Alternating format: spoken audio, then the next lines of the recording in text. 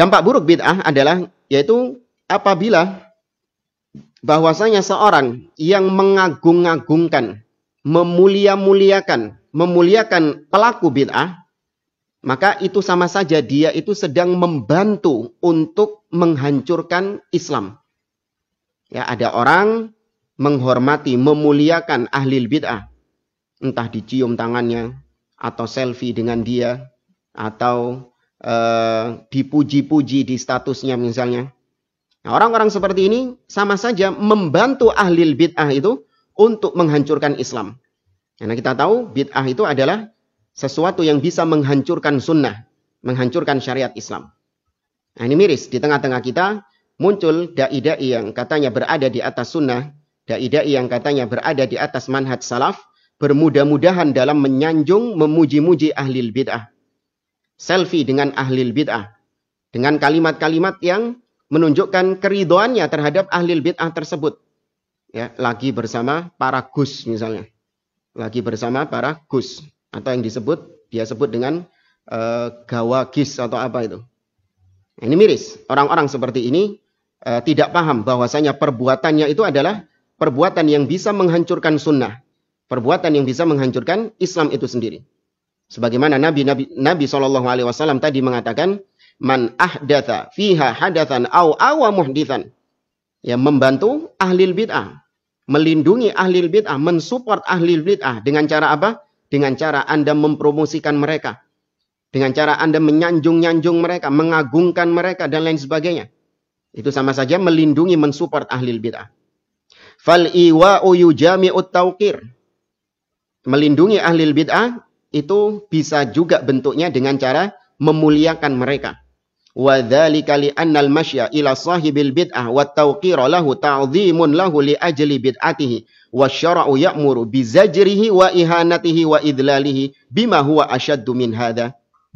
Kata beliau, seorang mengagungkan, memuliakan ahli bid'ah karena bid'ahnya. Ya, dia memuliakan ahli bid'ah padahal tahu bahwasanya dia memiliki kebid'ahan. Padahal syariat dia tahu bahwasanya syariat memerintahkan kita untuk menghajar. Menghajar ya, bukan menghajar, tidak. Menghajar artinya memboikot ahli bid'ah. Menghinakan ahli bid'ah, merendahkan ahli bid'ah. Atau kalimat-kalimat yang semisal dengannya. Ya, ahli bid'ah itu dihinakan. Dijauhi, diboikot. Bukan malah diajak selfie. Bukan malah dipuji-puji, tidak. Tapi diboikot, dijauhkan umat dari ahli bid'ah itu. Fasara tauqiruhu sududan anil amali bi syara'il Islam. Maka jadilah pengagungan dia, pemuliaan dia terhadap ahli bid'ah tersebut, tokoh ahli bid'ah tersebut, itu adalah bentuk menghalang-halangi manusia dari syariat Islam yang murni.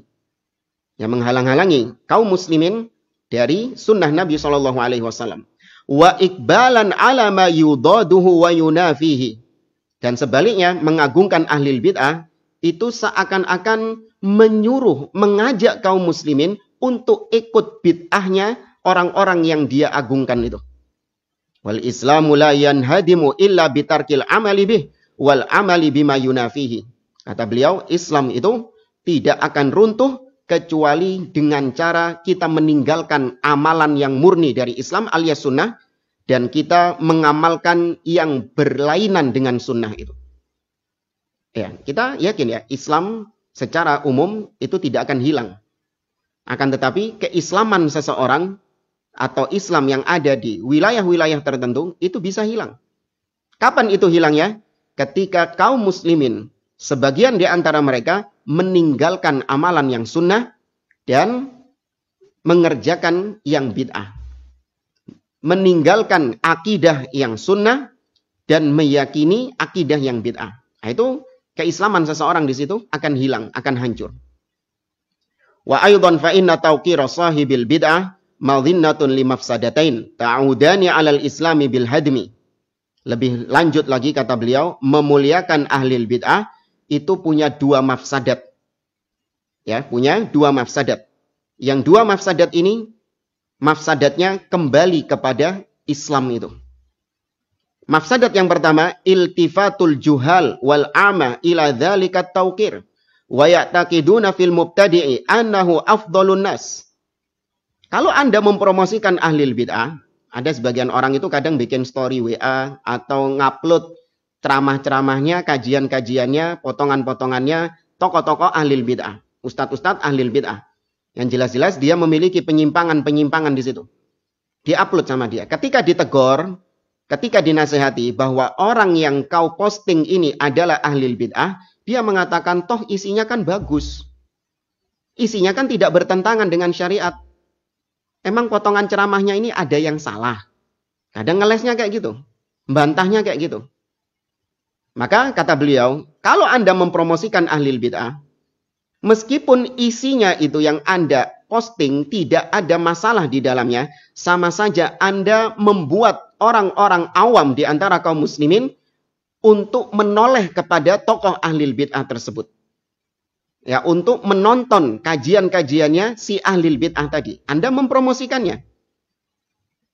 Lebih lanjut dengan Anda memposting ahlil bid'ah, memuliakan ahlil bid'ah, memuji-muji ahlil bid'ah, membuat awamul muslimin, orang-orang awam di antara kaum muslimin, mereka beranggapan bahwa si ahlil bid'ah ini adalah afdolun nas. Adalah manusia yang afdol. Tuh buktinya diajak selfie sama Ustadz Fulan. Tuh buktinya dipromosikan bukunya sama Ustadz Fulan. Buktinya dimention akunnya sama Ustadz Fulan. Berarti dia ini orang yang afdol. Wa annama huwa alaihi khairun mimma alaihi ghairuh. Orang-orang akan menganggap si ahlil bid'ah ini adalah khair. Ya, kebaikan-kebaikan yang ada di dalamnya. Fayu'addi dzalika ila tiba'i ala bid'atihi duna tiba'i ahli sunnah ala sunnatihim. Maka jadilah apa yang Anda lakukan dengan mempromosikan ahlil bid'ah itu mengakibatkan mereka kaum muslimin yang awam ini, mereka akan mengikuti bid'ah-bid'ahnya dan mereka meninggalkan sunnah. Nah, lihat ya, para ulama itu kenapa mereka sangat tegas menyikapi ahlil bid'ah atau yang mencela-mencela suka selfie-selfie dengan ahlil bid'ah. Itu karena sayang kepada kaum muslimin. Ingin supaya kaum muslim ini jangan tertipu dengan ahlil bid'ah yang diajak selfie ini. Ya, namun sangat disayangkan sebagian di antara orang yang menisbatkan diri kepada ahlus sunnah bermudah-mudahan dalam hal tersebut.